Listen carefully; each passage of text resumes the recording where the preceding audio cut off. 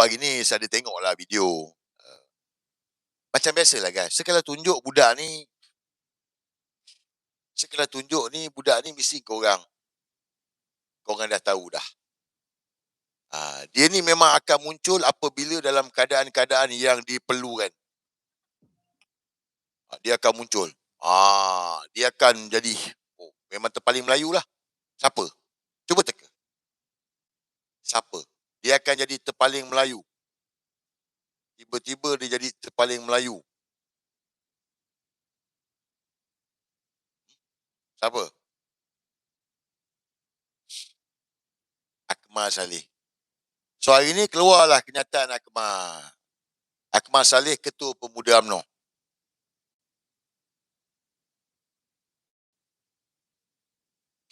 Ada dalam Malaysia Gazette. Saya cari tak jumpa dekat YT. Kat TikTok. Akmal cabar Anwar gugur semua ahli parlimen UMNO BN jika dianggap tiada peranan dalam kerajaan perpaduan. Ingat Akmal cabar Anwar gugur semua ahli parlimen UMNO jika BN dianggap tiada peranan dalam kerajaan perpaduan. Jadi budak-budak UMNO, tengok Ketua Pemuda. Guys, ni Akmal Saleh. Daripada awal 2023 saya bagi tahu dia ni menang sebab Zahid Hamidi. Awal lagi, orang awal lah yang pertama cakap lah masa tu. Saya ingat lagi masa tu Akmal cuba jawab, lepas tu sebala balik terus senyap tak jawab. Dia tahulah. Budak Zahid, dia menang Ketua Pemuda sebab Zahid Hamidi. Saya tahulah. Nak bagi tahu kat korang ni inilah yang dikatakan bidak catur Zahid Hamidi. Ini Zahid Hamidi punya budak. So suara Akmal, suara siapa? Suara Akmal, suara siapa? Apa? Suara Akmal, suara Zahid lah. Tapi orang Melayu yang tak tahu ni, tengok tu. Bodoh. Ni, saya tunjuk kat korang ni. Ni ingat balik. Dengar apa Sanusi cakap. Akmal bukan kuat. Akmal seorang derahil. Dia jadi budak catur Zahid Hamidi. Nampak cengeng tapi jadi bidak catur.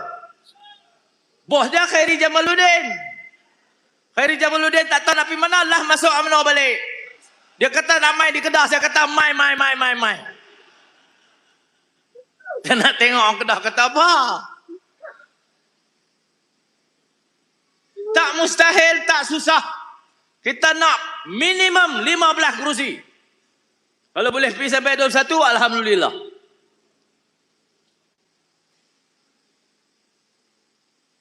Tang mana UMNO bertani? Itulah Akmal Saleh, bidak catur. So dia cakap lama dah. Sebab nak mengesahkan. Tapi saya ingatlah ramai orang yang sebelum ni steam. Saya tengok komen-komen apa semua.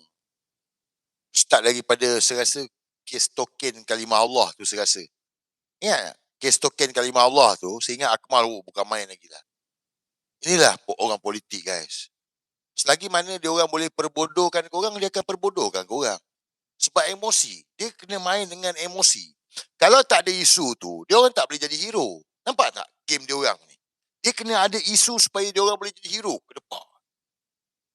Ni game dia orang, ni politik. So UMNO nak dapatkan undi orang Melayu, DAP nak dapatkan undi orang Cina, PKR nak dapatkan undi orang Cina, India dengan orang-orang urban ni.